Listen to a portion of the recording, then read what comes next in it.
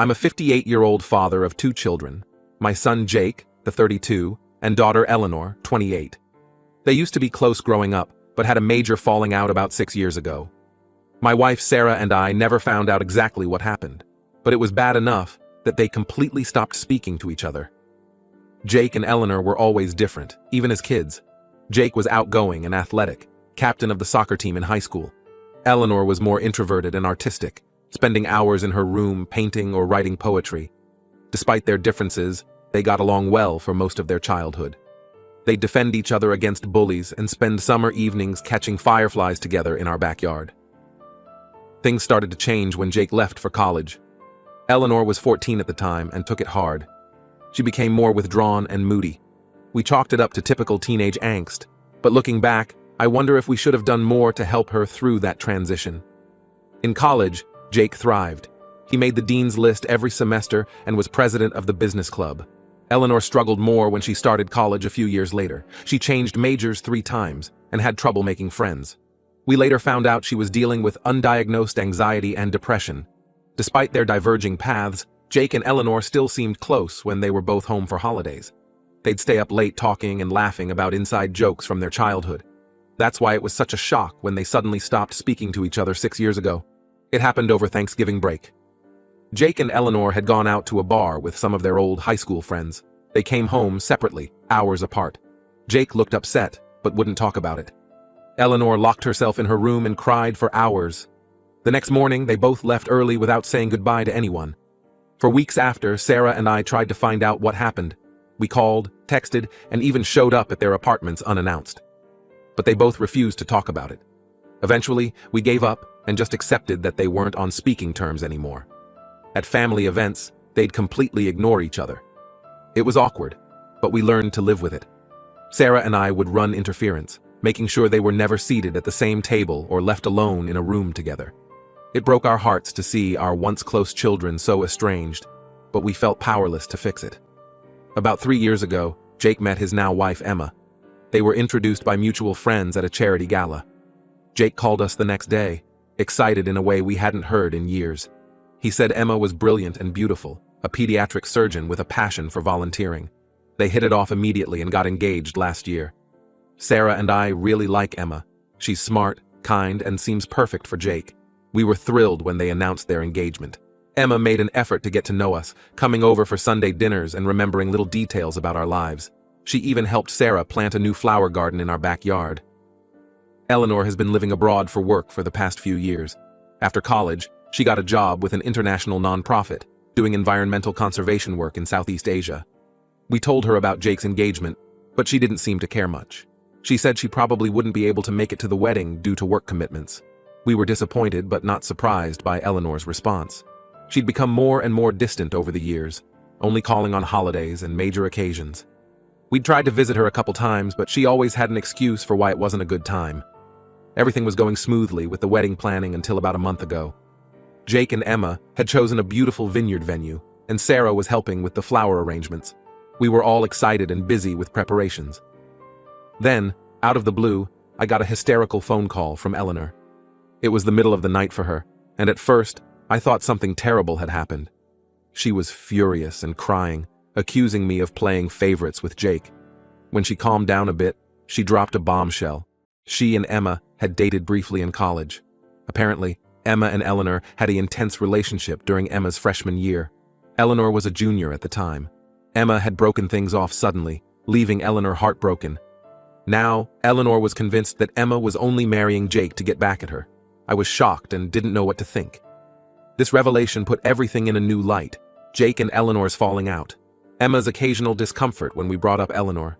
Eleanor's reluctance to come home. It felt like the missing piece of a puzzle we'd been trying to solve for years. Eleanor demanded that I stop the wedding and disown Jake unless he broke up with Emma. She said if I didn't, she'd take matters into her own hands. Her tone was scary. I'd never heard her sound so unhinged before. I told her she was being ridiculous and hung up. Over the next couple weeks, Eleanor kept texting me threats about ruining the wedding. She said she'd expose Emma as a lying cheater and make sure Jake knew the truth about his fiancée. I didn't tell anyone about this, not even Sarah. I figured Eleanor was just upset and venting, and that she wouldn't actually do anything since she was in another country. I did try to reason with Eleanor via text. I reminded her of how close she and Jake used to be, and how happy Emma made him. I suggested that maybe there had been a misunderstanding, and offered to mediate a conversation between her and Emma. But Eleanor wasn't interested in talking it out. She just kept making threats. Finally, I warned her that if she tried anything, I'd cut her off completely, financially and emotionally. This seemed to quiet her down for a few days, and I breathed a sigh of relief. I convinced myself that the crisis had been averted. The day before the wedding, Sarah and I arrived at the venue early to help set up. The vineyard looked beautiful, with fairy lights strung between the trees and flowers everywhere. But when we walked into the reception hall, my heart stopped. Someone had spray-painted "Homewrecker" in huge red letters on the wall behind where Jake and Emma were supposed to say their vows. I knew immediately it was Eleanor's doing. In a panic, I quickly arranged to have the graffiti covered up before anyone else saw it. I told the venue staff it was a prank by some local kids and paid them extra to keep quiet about it. I didn't tell Sarah or anyone else what had happened. The ceremony went off without a hitch and no one was the wiser. Jake and Emma looked so happy as they said their vows. Sarah cried tears of joy. I felt guilty keeping this secret, but I told myself it was for the best. Why ruin their special day? It wasn't until after the reception that Jake and Emma asked about the strange backdrop we'd used for the ceremony. They'd noticed it looked hastily put together and didn't match the rest of the decor. I knew I couldn't keep lying, so I finally came clean and told them everything. Eleanor's phone call, the threats, and the graffiti. Jake and Emma were upset, but thanked me for protecting them from the drama on their wedding day. Jake said he'd had no idea about Eleanor and Emma's past relationship. Emma was quiet, looking guilty and scared. Sarah, on the other hand, was furious with me. She said I should have told everyone as soon as Eleanor started making threats. She accused me of having a savior complex and always trying to fix things myself instead of being upfront. She brought up other instances from our past where I'd tried to handle problems on my own without involving her. We got into a big fight about it. Sarah thinks I put Jake and Emma in danger by not warning them. She said Eleanor could have done something much worse than graffiti and we would have been unprepared. I maintain that I was just trying to protect them and ensure their wedding wasn't ruined. It's been days and Sarah is still angry with me. She's sleeping in the guest room and barely speaking to me. Jake and Emma left for their honeymoon, and I'm worried about what they'll come home to. I feel like I've ruined everything by trying to keep the peace. I truly thought I was doing the right thing, but now I'm second-guessing myself.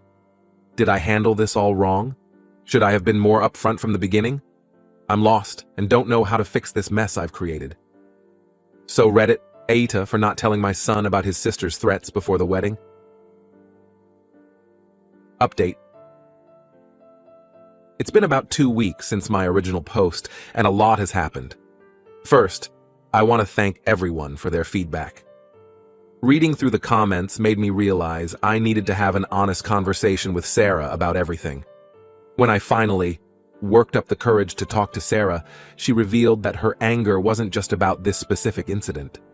Apparently, I have a long-standing pattern of trying to fix things on my own without communicating. She brought up several examples from over the years that I hadn't even realized were issues. One instance she mentioned was from when Jake was in high school. He was struggling with calculus and his grades were slipping. Instead of discussing it with Sarah or Jake's teachers, I spent weeks secretly tutoring him after school. I thought I was helping, but Sarah felt left out of an important parenting decision. Another example was when Eleanor was having trouble making friends in middle school. I arranged playdates and sleepovers without telling Eleanor, thinking I was solving the problem. But it just made Eleanor feel even more socially awkward and pressured. The most significant example was when Jake and Eleanor first had their falling out 6 years ago. I tried to trick them into reconciling by inviting them both to dinner without telling them the other would be there. It backfired horribly. Eleanor left in tears, and Jake didn't speak to me for weeks. Sarah was furious with me then too, but I didn't see it as part of a larger problem. Hearing all this made me realize that Sarah was right. I do have a tendency to try to handle everything myself. I've always seen it as my job to protect my family and solve problems. But I now understand how my actions have often made things worse. I apologized to Sarah and promised to work on being more communicative going forward. After clearing the air with Sarah, we decided to reach out to Jake and Emma. They had just returned from their honeymoon, and we invited them over for dinner to discuss everything that happened. When they arrived, I started by apologizing for not telling them about Eleanor's threats sooner. Jake was understanding, but admitted he wished he'd known what was going on. Emma was quieter and seemed more shaken by the whole thing. We asked them to tell us the full story of what happened between Emma and Eleanor in college. Emma explained that she and Eleanor had met at a LGBTQ+ student group meeting during Emma's freshman year. Eleanor was a junior and took Emma under her wing, helping her navigate coming out and college life. Their friendship turned romantic after a few months. Emma said it was intense and all-consuming, her first real relationship. But as the school year went on, Emma started to feel overwhelmed. She was struggling with her classes and feeling unsure about her major. Eleanor wanted to spend all their time together, and Emma felt guilty for wanting space. Eventually, Emma ended things abruptly, telling Eleanor she needed to focus on school. She now realizes how hurtful that must have been for Eleanor, but at the time, she was just trying to stay afloat. Emma lost touch with Eleanor after that. She changed her major from pre-med to business, which is how she eventually met Jake years later at a networking event. She had no idea Eleanor was Jake's sister until they'd already been dating for months. Jake said he knew Emma had dated women before him, but she never mentioned names. He had no clue about the connection to Eleanor. When he finally figured it out, he advised Emma not to reach out to Eleanor, given how volatile their relationship had become. Learning all this made Sarah and I realize how little we really knew about our children's lives. We felt like failures as parents for being so out of touch. How had we missed so much? Jake and Emma told us they're planning to file for a restraining order against Eleanor. Apparently, she's been sending harassing emails and messages on social media, not just to them, but to their friends and co-workers as well. They're worried about what she might do next. Sarah and I are heartbroken that it's come to this, but we understand their decision. We told them we'll support whatever they need to do to feel safe. Part of me still wants to try to reason with Eleanor, to find a way to bring our family back together. But I'm learning to accept that I can't control or fix everything. As for Eleanor, we've decided we need to cut contact with her for now. Her behavior has become too erratic and destructive. We're looking into options for getting her professional help, but we can't force her to accept it. It's painful to feel so helpless when it comes to our own daughter. This whole situation has been eye-opening and painful. Sarah and I are in counseling to work on our communication issues. We're also trying to rebuild trust with Jake and Emma. It's a slow process, but I'm committed to doing better for my family. I know now that I should have handled things very differently from the start. I'm working on breaking my habit of trying to fix everything myself. It's not easy to change patterns that have been in place for decades, but I'm trying. I just hope it's not too late to repair the damage I've done. Update 2. It's been about a month since my last update. Things have calmed down somewhat, but we're still dealing with the fallout from everything that's happened. Jake and Emma did end up filing for a restraining order against Eleanor. The hearing was last week, and it was granted. Eleanor didn't show up to contest it, which honestly was probably for the best. The judge reviewed the evidence of her harassment, the threatening messages, the wedding vandalism, and some disturbing posts she'd made online about Emma, and quickly ruled in Jake and Emma's favor. We haven't heard directly from Eleanor since before the wedding. However, we found out through mutual acquaintances that she's been telling people a very warped version of events. She's claiming that Emma stole Jake from her, and that we've all conspired against her. Some distant relatives have been calling us, confused and concerned about what's really going on. It's painful to hear how delusional Eleanor has become. Sarah and I have been struggling with guilt, wondering where we went wrong as parents. We've started seeing a family therapist to work through some of these feelings. The therapist has been helping us understand that while we may have made mistakes, Eleanor's actions are her own responsibility. One thing that's come up in therapy is how differently we treated Jake and Eleanor growing up. We always thought we were being fair, but looking back, we can see how we may have favored Jake unintentionally. He was easier to parent, outgoing, athletic, academically successful. Eleanor required more attention and patience, which we didn't always give her. We've also been discussing our family history of mental health issues. My mother struggled with what we now know was likely bipolar disorder, though it was never formally diagnosed. Sarah's brother has battled addiction for years. We're starting to see how these patterns may have influenced our parenting and our children's development. Jake and Emma seem to be doing well, all things considered. They just got back from their honeymoon and are settling into married life.